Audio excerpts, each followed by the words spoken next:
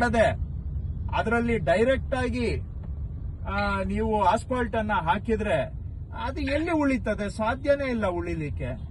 ಎಲ್ಲ ನಮ್ಗೆ ಬೇರೆ ಏನಾದ್ರೂ ನಾವು ಹಿಂಗಲ್ಲ ಹಿಂಗ್ ಮಾಡಿ ಅಂದ್ರೆ ಥಿಯರಿ ಲೆಕ್ಚರ್ ಕೊಡ್ತಾರೆ. ಕೆಲಸ ಮಾಡೋದು ನೋಡಿದ್ರೆ ಥಿಯರಿಗೂ ಕೆಲಸಕ್ಕೂ ಸಂಬಂಧನೇ ಇಲ್ಲ. ಸೊ ಹಾಗಾಗಿ ಪಾಟ್ ಹೋಲ್ ಫಿಲ್ಲಿಂಗ್ ಮಾಡಿ ಆಸ್ಫಾಲ್ಟ್ ಮಾಡುವಂತದ್ದು ಮಾಡಬೇಕು. ಆ ತರನು ಎಸ್ಟಿಮೇಟ್ ಅಲ್ಲಿ ಮಾಡ್ಕೊಳ್ಳಿ. ಇನ್ನೊಂದು ಸಣ್ಣ ವಿಷಯ, ಈಗ ಏನೋ ನಿಮ್ಮ IRC ಬುಕ್ ಅಲ್ಲಿ ಇದೆಯೋ ಕೈಪಿಡಿಯಲ್ಲಿ ಇದೆಯೋ ಗೊತ್ತಿಲ್ಲ, ಯಾರು ಹೇಳ್ತಾರೆ ಗೊತ್ತಿಲ್ಲ, ಇದು ಏನ್ ಕಾಮನ್ ಸೆನ್ಸ್ ಅಂತ ನನ್ಗೆ ಗೊತ್ತಿಲ್ಲ. ಒಂದು ರಸ್ತೆ ಮಾಡಿದ್ರೆ ಎಡ್ಜಸ್ ಅಲ್ಲಿ ಮಾತ್ರ ಲೇನ್ ಮಾರ್ಕಿಂಗ್ ಮಾಡ್ತಾರೆ.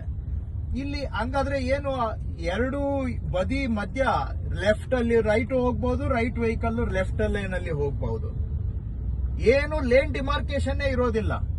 ಎಂಡ್ ಅಲ್ಲಿ ಮಾತ್ರ ಏನು ಲೇನ್ ಮಾರ್ಕಿಂಗ್ ಮಾಡ್ತಾರೆ. ಸೆಂಟರ್ ಅಲ್ಲಿ ಲೆಫ್ಟ್ ರೈಟ್ ಅಂತ ಡಿವಿಷನ್ ಮಾಡೋದಕ್ಕೆ ಲೇನ್ ಮಾರ್ಕಿಂಗೇ ಮಾಡೋದಿಲ್ಲ. ಅದು ಯಾವ ಲಾಜಿಕ್ ಇದೆ ಇದರಲ್ಲಿ ಗೊತ್ತಿಲ್ಲ. ನಾನು ಇದನ್ನ 10 ವರ್ಷದಿಂದ ನನ್ನ ಕ್ಷೇತ್ರದಲ್ಲಿ ಹೇಳ್ತಾ ಇದ್ದೀನಿ, ಮತ್ತೆ ಅದೇ ಮಾಡ್ತಾರೆ. ದಿನ ಬೆಳಿಗ್ಗೆ ಇದ್ದು ಇದೇ ಮಾಡ್ತಾರೆ. ನಾನೊಂದು 1000 ಸತಿ ಹೇಳಿರ್ಬೋದು. ಆದ್ರೂ ಅಲ್ಲಿ ಕೆಲಸ ಮಾಡುವಾಗ ಎಷ್ಟು ನಮ್ಮ ಇಂಜಿನಿಯರ್ಗಳು ತಲೆ ಅಪ್ಲೈ ಮಾಡೋದಿಲ್ಲ, ಎಷ್ಟು ಬ್ರೈನ್ ಡೆಡ್ ಆಗಿದೆ ಅಂದ್ರೆ, ನಾನು 1000 ಬಾರಿ ಹೇಳಿದ್ರು ಕೂಡ ಹೋಗ್ಬಿಟ್ಟು ಎಡ್ಜ್ ಅಲ್ಲಿ, ಎರಡು ಎಡ್ಜ್ ಅಲ್ಲಿ ವೈಟ್ ಲೈನ್ ಮಾರ್ಕಿಂಗ್ ಮಾಡ್ತಾರೆ ಬಿಟ್ರೆ ಸೆಂಟ್ರಲ್ ಲೈನ್ ಮಾರ್ಕಿಂಗ್ ಮಾಡೋದಿಲ್ಲ. ಅದಕ್ಕಾಗಿ ಎಸ್ಟಿಮೇಟ್ ಇವಾಗ ಮಾಡ್ತಾ ಇದ್ದೀರಾ, ಟೆಂಡರ್ ಕರೀತಾ ಇದ್ದೀರಾ. ನಾನು ಹೇಳೋದು 4 ಮೀಟರ್ಗಿಂತ ವಿಡ್ತ್ ಕಡಿಮೆ ಇದ್ರೆ ಕೂಡ ಸೆಂಟರ್ ಲೈನ್ ಮಾರ್ಕಿಂಗ್ ಮಾಡಬೇಕು. ಸೈಡ್ ಲೈನ್ ಮಾರ್ಕಿಂಗ್ ಬಿಟ್ಬಿಡಿ.